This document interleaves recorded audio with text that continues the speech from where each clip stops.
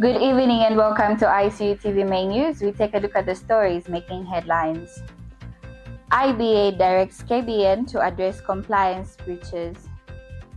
Regional ties and collaborations are at the heart of Zimbabwe-Zambia Energy Project Summit.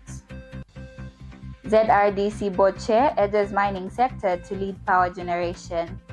In international news, at least 13 dead as more than 700 firefighters tackle Hong Kong blaze. And in sports news, Sichone names 55-member Provisional Chipolopolo squad for 2025 AFCON.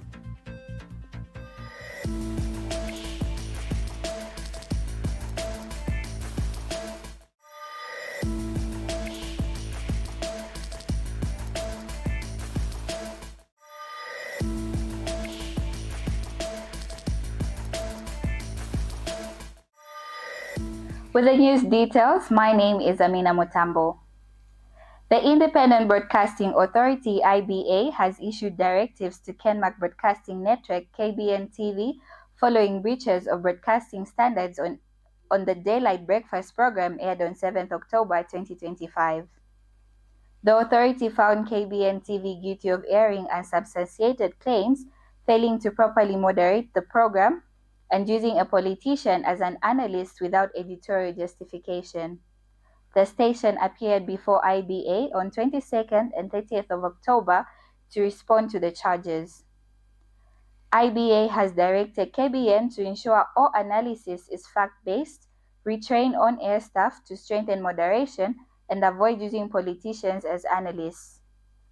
The station has 30 days until 26th December 2025 to comply and submit a report. The board warned that future breaches will attract stricter sanctions under Section 29 of IBA Amendment Act of 2010. The Competition and Consumer Protection Commission has issued a warning to both traders and consumers ahead of this year's Black Friday shopping activities. The Commission says Black Friday, though meant to offer genuine discounts, has increasingly become a period marked by unfair trading practices. These include fake discounts, misleading adverts, expired products, hidden charges, and the display of disclaimers meant to deny consumers their rights.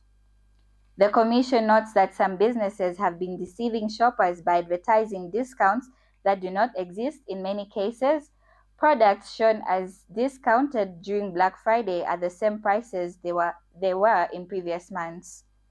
Members of the public are being advised to remain vigilant, compare prices, check warranties, and understand refund policies before making purchases. Consumers are also urged to be cautious of unclear prices, unfair terms, and promotions that seem too good to be true. Meanwhile, the Commission has warned suppliers to conduct themselves with integrity and refrain from misleading the public. It says any businesses found violating the Competition and Consumer Protection Act will face investigations and penalties, which may include fines of up to 10% of their annual turnover or 500,000 penalties for individuals. The Commission has increased market surveillance ahead of Black Friday and will carry out inspections, awareness activities, and monitoring in major shopping areas to protect consumers. Regional cooperation and strengthened partnerships have taken center stage at the ongoing Zimbabwe-Zambia Energy Project Summit in Livingstone. Key discussions have focused on delivering a more reliable and sustainable power supply, enhancing support to the mining sector, accelerating the transition to renewable energy, and improving efficiency across regional energy systems. Miriam Deborah Gamani is currently in the tourist capital Livingstone. We talked to her. Miriam, thank you so much for the updates so far. Well, energy is taking a center stage at the discussions this year's summit.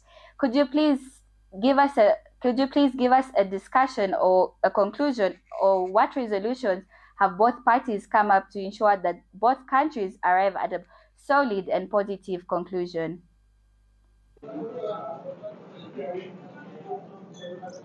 Well, thank you so much for having me. So far, both countries, Zambia and Zimbabwe, have just reaffirmed their commitment to regional energy cooperation and also just some of the key resolutions that have been made here. They're aiming at accelerating the energy sector to make sure that we enter into the cleaner energy and renewable energy environment, and also the participation of the private sector. And I can also make mention to you that during the afternoon panel discussions, some of the key issues that were discussed was the reduction on the dominant energy renewable that we've been really focusing on in Zambia and in Zimbabwe, and also just the incorporation of the mining sector. And just during the official opening this morning, the Provisional Minister of Southern Province and also the Minister of Energy and Power Development from Zimbabwe, they were all focusing on one issue. They highlighted the issue of cooperation between the two countries because some of the challenges, the power issues that we are having in Zambia, it's also the same problem that they are having in Zimbabwe. So some of the solutions to eradicate these problems will be incorporated and will be found by these two countries. So I'll continue bringing you live updates even tomorrow as the summit continues. So stay glued to ICU TV and ICU TV News. Thank you. Back to you in the studio, Amina. Thank you, Miriam, for that. We look forward to more updates. That was Miriam live at the ZIM-ZAM summit. Meanwhile, Zambia's persistent electricity shortages could soon see relief as Dr. Richard Silumbe, chairperson of the Zambia Research and Development Center, calls on the country's mining industry to take a leading role in power generation. Speaking at the Zimbabwe-Zambia Energy Project Summit ZIM-ZAM 2025, Dr. Richard highlighted the severe impact of load shedding on households and businesses, noting that some areas are receiving only 3 hours of power a day. He emphasized the need for bold partnerships between government, researchers, and the mining sector to reduce reliance on overstretched traditional power sources.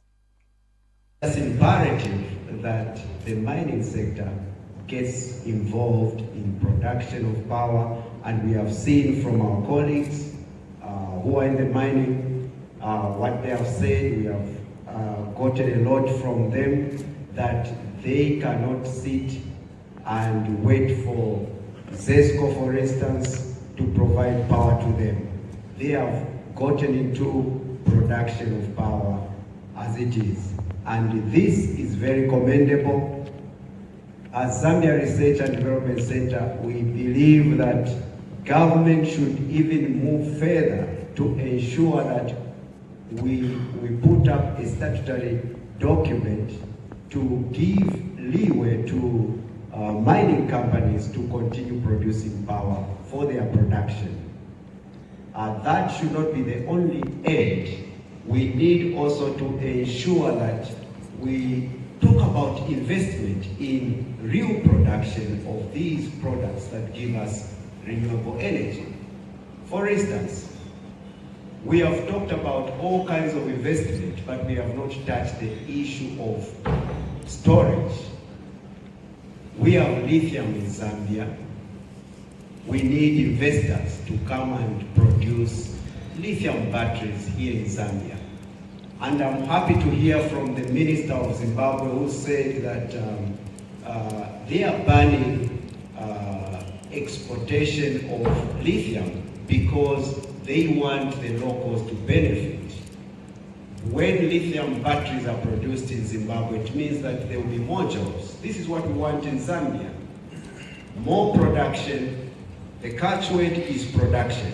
All investment brings about production, and we want to invest in production of lithium batteries for storage. We want to invest in solar panels, for instance. It is not enough to just go and get solar panels from elsewhere and bring them to Africa. We need production of solar panels here in Zambia. So that is the kind of policy that we would need if we are going to be independent in terms of power. And by the way, Africa, as you can see, the mining sector is very active because they are dealing in minerals. And the global trend is that we have critical minerals, the energy transition minerals. All these, about 80% are found in Africa. And we need to take advantage of this, because this is the opportunity that Africa has to benefit in terms of development, and all investors are welcome in this sector, because that is the way to go. That is how we can have this cooperation where we partner with foreign investors, we invest in Africa, whilst we are providing jobs and the actual or tangible development for Africa. So, by and large, the Zambia Research and Development Center would want the challenges that we are facing in Zambia to end. And how do we end these challenges is by ensuring that we partner with the mining sector, so that the mining sector can take a leading role in producing power, so that we can decouple from the hydropower, which is overstretched in Zambia, and we are now having poor Zambians having to face devastating load shedding, where people could only have 3 hours of power in a day. This must be mitigated, and we are hopeful with this. Investors from Yuling City in China's Jiangxi province have expressed strong interest in investing more than $50 million in Zambia's mining, manufacturing, agriculture, and tourism sectors.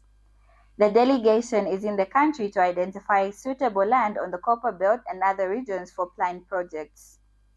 Speaking during a courtesy call on the Deputy Secretary to the Cabinet for Finance and Economic Development, Dr. Siazongo Siakalenge, delegation leader Zongfam, reaffirmed the group's commitment to expanding investments into Zambia's growing economy.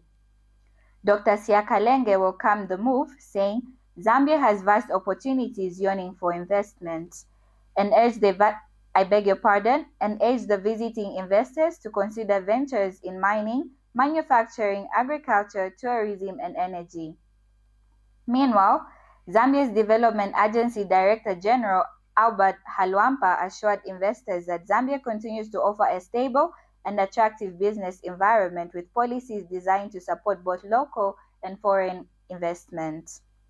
The visit marks another step towards strengthening economic cooperation between Zambia and China, while opening new avenues for job creation and development. We take our first set of commercials. Stay tuned. Welcome to the Zambia Research and Development Center, an institution dedicated to national development through capacity building and community development. Established in 2007 by a group of professionals and lecturers, ZRDC has since become a hub of research and innovation in the country. Registered with the Ministry of Home Affairs under the Registrar of Societies, ZRDC pursues cutting-edge research to address pressing social and economic challenges. Get involved. ZRDC engages in activities that stimulate international collaboration, promote knowledge sharing, and make research expertise available to decision makers. Our mission at ZRDC is to foster innovation and capacity building for national development. We believe in addressing poverty and underdevelopment through institutional and capacity building, human empowerment, and gender participation. In our quest to foster innovation and capacity building for national development, ZRDC launched the ZRDC University Sponsorship for Capacity Building and Development Program to facilitate knowledge advancement among ZRDC researchers and those intending to join the research community. Qualified Zambian citizens can pursue education at credible universities in Zambia with guaranteed prospects of joining the ZRDC research community. ZRDC engages in industrial and technological research, covering research development and innovative investigations to drive dynamic industrial development at national and regional levels. Join us at the Zambia Research and Development Center as we continue to innovate, empower, and shape a brighter future for Zambia. ZRDC, fostering innovation and capacity building for national development. Thank you for staying with us. In our local stories, a tailings dam at EZ Mining in Monse District, Luapula Province has collapsed, releasing mining waste into a nearby stream and raising serious environmental and public health concerns. The incident, which occurred earlier this week, has prompted swift action from district authorities. In response, The Mwense District Commission Administration has ordered a temporary halt to all mining operations at the site and issued a warning to residents to avoid using water from the contaminated stream and to refrain from consuming fish caught in its waters. Authorities stress that the effluents could pose significant health risks if ingested. Local residents report widespread damage to crops and farmland that rely on the stream for irrigation. Farmers noted that vegetables and other staple crops have been affected by the contaminated water, threatening livelihoods and food security in the area. The district administration has deployed teams to assess the full environmental and social impact of the collapse. Officials are also urging residents to exercise extreme caution while the situation is being monitored.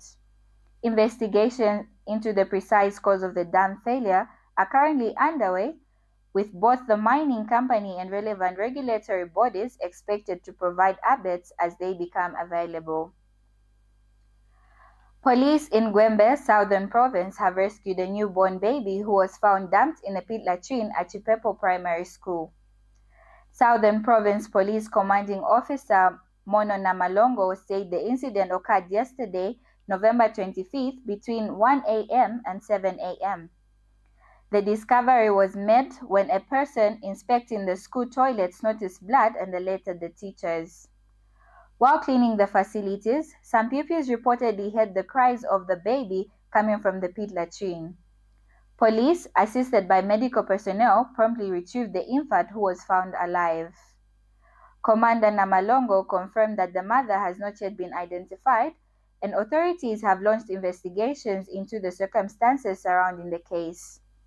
Residents and school officials have been urged to assist police with any information that could aid the inquiry. You're still watching ICU TV Main News. We take a short break. Coming up is international and sports news.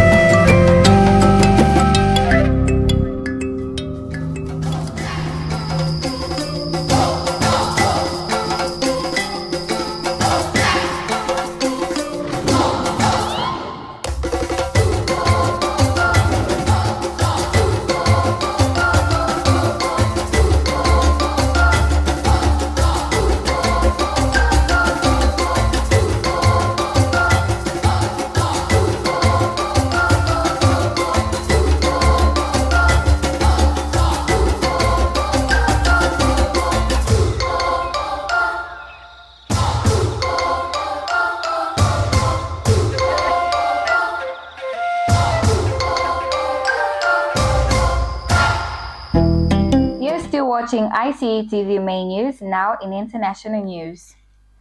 At least 13 people have died and 15 others injured in a major fire that has engulfed apartment blocks in Hong Kong's Tai Po district. The blaze broke out at One Falk Court, a residential complex home to around 4,600 people. More than 700 firefighters are on the scene working to contain the fire and rescue any residents who may still be trapped. Authorities have not yet confirmed reports of people remaining inside the buildings.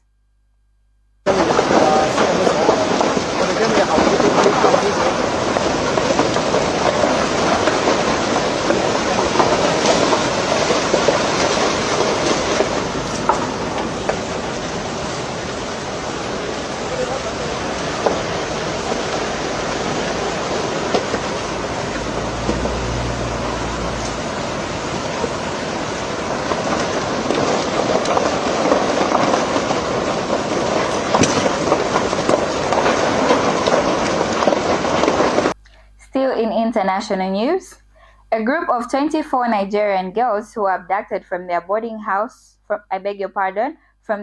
school over a week ago have been released, the country's president said.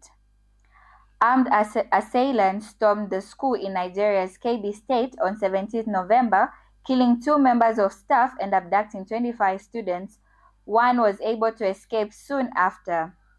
Nigerian President Bola Tinubu praised security forces for their swift response to the incident, although the circumstances of the girls' release remained unclear. Africa's most populous nation has suffered a spate of abductions in recent years, with more than 250 abducted from a Catholic school last Friday still missing. We take a short break. Stay tuned for sports news. The Information and Communications University is driving the thrill for the nation in research and development. Enroll now for full-time and distance programs in the School of Engineering, Humanities, Business and Education. To apply, visit our website at www.icuzambia.net or call us on +260 211 221 662 or 0966 342 359. Sponsorship is available. Enroll now.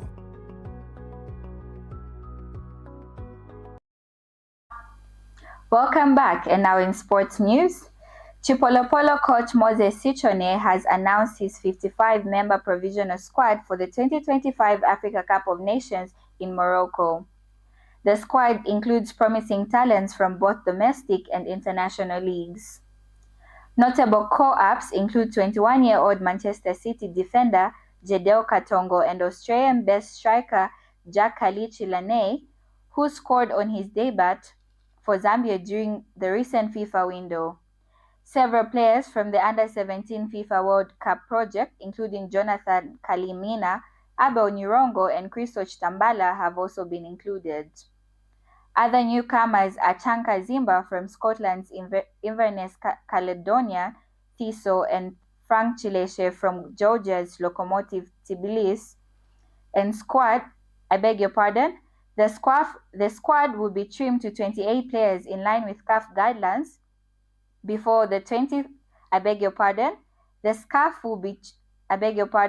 squad will be trimmed to 28 players in line with CAF guidelines before the final 23-man tournament roster is confirmed. Zambia is drawn in Group A alongside Morocco, Mali, and Comoros. FAS plans an international training camp ahead of AFCON, including friendly matches to prepare the team for the continental showpiece.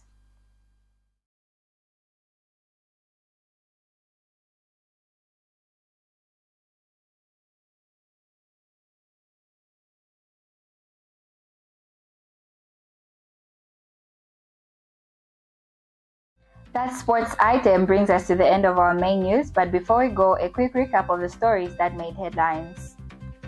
IBA directs KBN TV to address compliance breaches. ZIM-ZAM Energy Project Summit centers regional ties and collaboration. ZRDC board chair urges mining sector to lead power generation. In international news, at least 13 dead as more than 700 firefighters tackle Hong Kong blaze. And in sports news, Sichone names 55-member Provisional Chipolopolo squad for AFCON 2025.